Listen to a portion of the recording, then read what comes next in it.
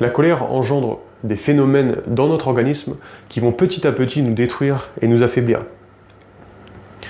Il y a maintenant de nombreuses études qui montrent très clairement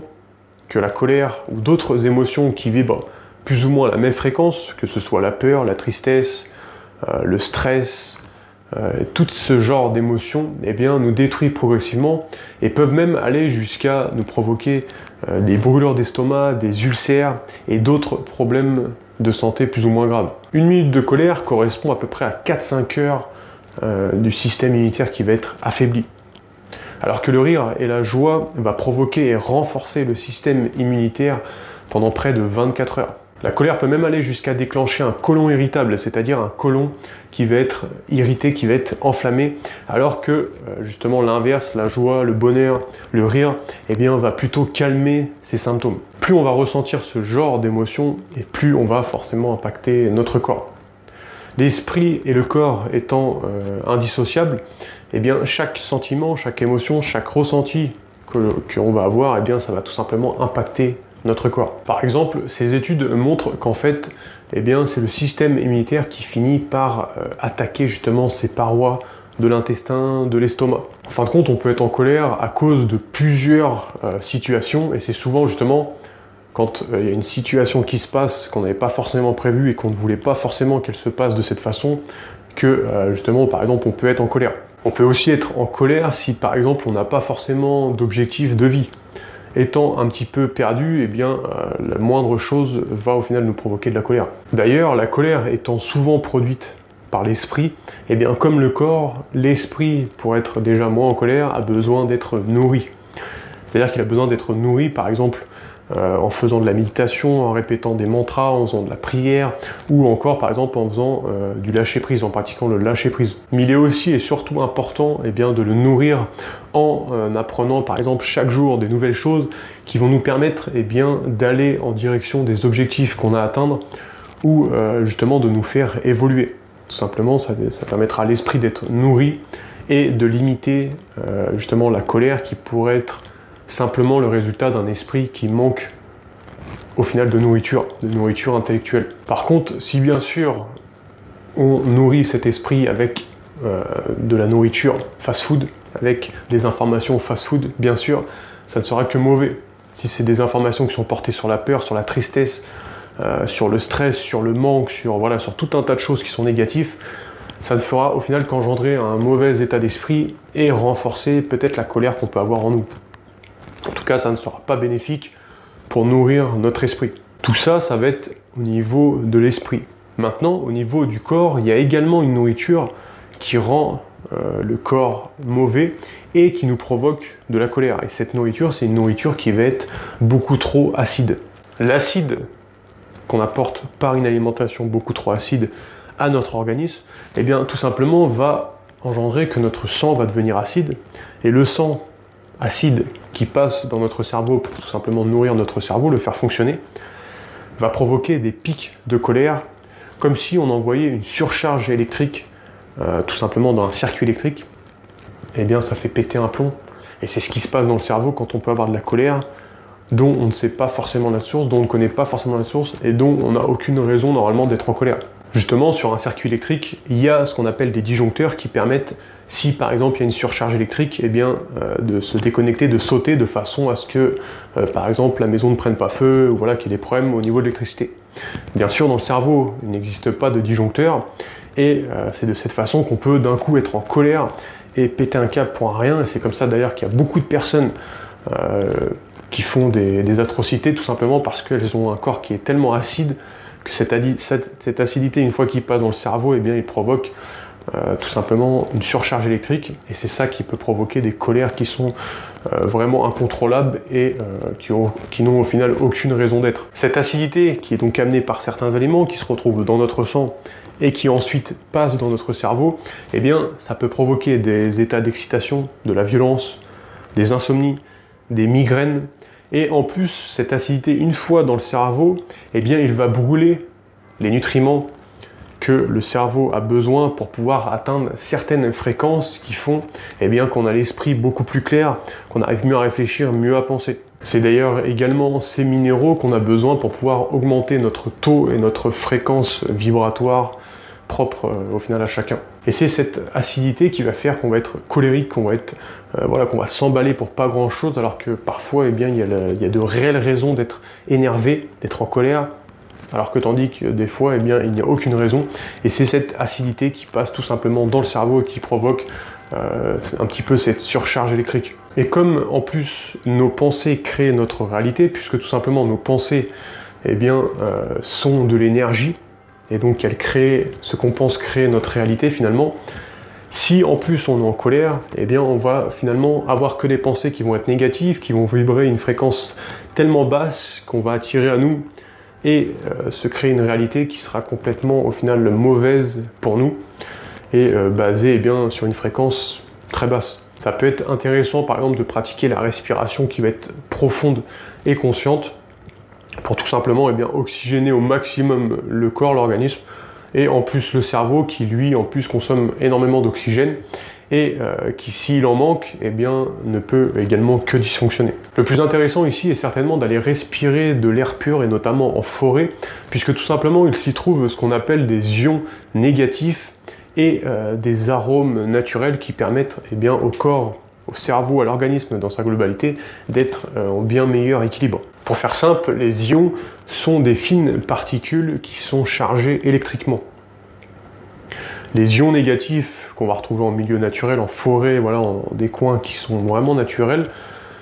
eh bien, elles vont nous apaiser, nous détendre et nous permettre de retrouver un état d'équilibre. Tandis que les ions positifs qu'on va retrouver notamment en ville, quand ça va être pollué, voilà, dans des endroits qui ne vont pas être purs, qui ne vont pas avoir un air pur, eh bien ça va plutôt nous stresser, nous fatiguer et pourquoi pas nous amener de la colère. Il faut bien reconnaître que la première chose dont on a besoin pour être en vie, eh bien c'est forcément de l'oxygène. Donc si celle-ci n'est pas de qualité, si elle n'est pas apportée en quantité suffisante, eh bien le corps ne peut que dysfonctionner et il ne peut que pencher vers le stress, la peur,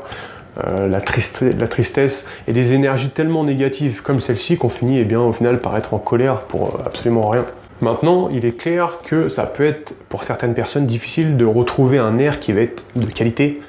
puisque tout simplement, voilà, suivant où on habite, on n'a pas forcément trop le choix par rapport à l'air qu'on respire. C'est pour ça que pour moi, le plus intéressant, c'est de se concentrer sur la qualité de nos pensées et de notre esprit et la qualité de la nourriture qu'on va apporter à notre organisme. Puisque tout simplement, la qualité des pensées, de notre esprit et de notre alimentation, si celle-ci est bonne, eh bien, permettra d'apporter un équilibre à l'organisme et de se pencher plus vers des états positifs, des états de fréquence qui sont élevés, un état de conscience également qui est beaucoup plus élevé et qui va nous rapprocher plus vers la joie, le bonheur, le rire, etc. et qui seront eh bien, au final tout l'inverse et l'opposé de la colère. Pour avoir un meilleur état d'esprit, de meilleures pensées, eh bien, finalement c'est un travail personnel qu'il faut faire sur soi de façon à, voilà, à s'améliorer et à nourrir son esprit de la bonne manière. Pour ce qui est de la nourriture, celle-ci va jouer également un rôle énorme sur nos ressentis et c'est pour ça qu'il faut apporter eh bien, une alimentation, une nourriture vraiment de qualité nous permettant vraiment d'être déjà en pleine santé, mais en plus d'être dans un état d'équilibre et une paix au final intérieure. Par exemple, la viande que nous consommons, eh bien, vous le savez sans doute, elle est acide. Au final, aujourd'hui, eh bien, ce n'est plus forcément caché, c'est presque quelque chose que tout le monde sait. Par contre, ce que peu de personnes savent, c'est que cette viande est également très mauvaise sur le plan énergétique. C'est-à-dire que la plupart des viandes qu'on peut retrouver en grande surface, en boucherie, ou qu'on va avoir l'habitude de consommer, sont des viandes qui sont extrêmement acides, puisque tout simplement, ces animaux subissent un stress, ils subissent une modification génétique pour pouvoir eh bien, grandir plus vite et faire tout simplement plus d'argent pour que ce soit plus rapide.